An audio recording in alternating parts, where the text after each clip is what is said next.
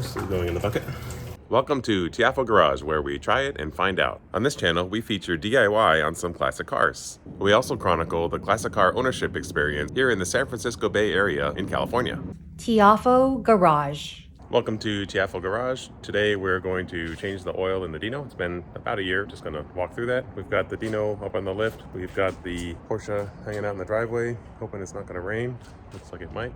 Got it up on the lift. The first thing we're gonna do is jack it up on the one corner here with bottle jack, and then we'll take the wheel off and I'll show you the access to the filter and the drain plugs underneath. So when I drove the Dino onto the ramp, it's always a little hard to get the angle right, and you can see I'm sort of biased. If you look at where the rear wheel is here, I'm biased to the right and in the front as well. With that, when I put my jack as far over as I can, it's just a little bit to the left of the rail here where we want to jack it up from. So I have to move the car. Okay, much better. I've got lots of room now, so I can put it right in the middle of that thing. First thing we're gonna do is actually put some wheel chocks on the opposite corner.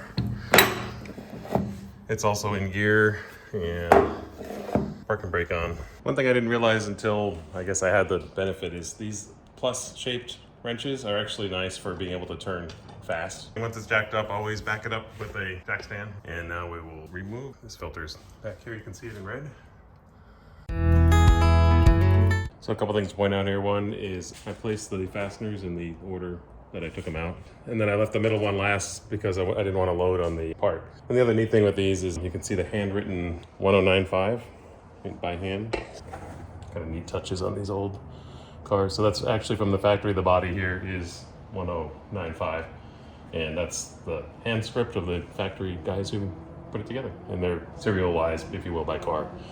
To fit the exact hole patterns back in the days of hand-built cars. Now we have nice access to lots of stuff on the engine on this Dino. It's kind of neat. You can see the belt and the alternator and the distributor. This is a special oil filter that has a valve in there so that you don't have the oil dripping down when you don't want it to. We're looking at the bottom of the car now. We've got one that is for the transmission on our left towards the back of the car, and then one is for the engine oil on the right. One is a 10 millimeter hex and one's a 12. I think mine are actually swapped. I think normally the 12 is on the oil because it happens more frequently. I didn't catch that the last time I changed both. Before you start, make sure you have something to catch the oil. New crush washers, you need a new one every time. Copper or aluminum. Oil, I use Valvoline racing oil, which is not a synthetic because sometimes synthetics can cause more leaking. And it's high zinc and it's a 20W50, which is appropriate in the spec for California weather for the Dino as well as the Porsche, incidentally. Makes it easier. I've used oil pans in the past. Oftentimes the flow rate outpaces the capacity for the oil to go into the pan. So I'm trying to bucket method this time.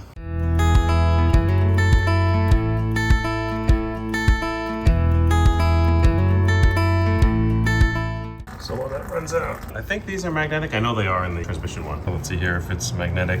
It is. I can feel there's a force there. So now we'll swap out our crush washer. They are deliberately designed to deform to create a seal. And so you have to put a new one on every time. Old school mechanics would anneal to reuse. If you're in a pinch, you can hit that with a torch, apparently. You can actually see that it's coined if you look closely from the compression. But yeah, old school mechanics would hit it with a torch to anneal it, and then that kind of relaxes it and makes it soft again. If you're in a pinch, you have to reuse it. But we've got a lot of fresh ones here. I should have mentioned, I took the car for a quick drive to warm it up a little so the oil will flow more easily. Getting ready for the oil filter now. I actually forgot I had bought this oil absorbing mat because when you do this, it's definitely gonna get oil on the floor. So I'm gonna put this down and then put the bucket on top of it. And hopefully this is just hand tight. And it is. Just the right amount of tightness. It's gonna make a bit of a mess, but oh well. It's mostly going in the bucket.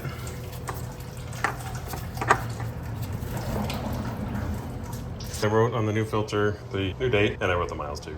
So what you want to do next is dip your finger in the oil just to get a little bit of oil on that seal. You know the seal is wet with oil, and we will just carefully put it on that surface there. I'm gonna wipe that surface with paper towel as well.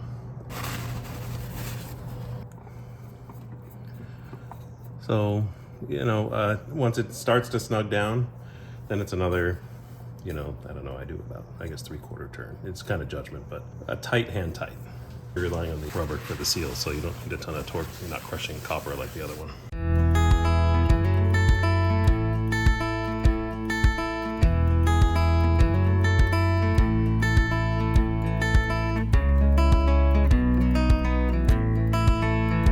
some reason, the Dino has 2 spots to fill with oil. We're gonna use the back one, it's easier to access.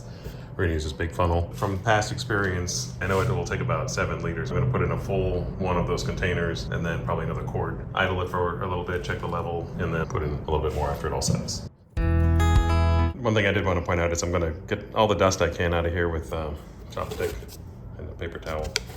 Right, Milo? Right. We're just about midway.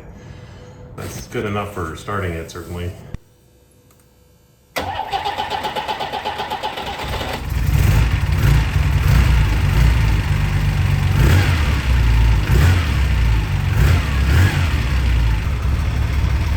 While I've got it idling cold here, I'll show you a neat feature on these US Dinos.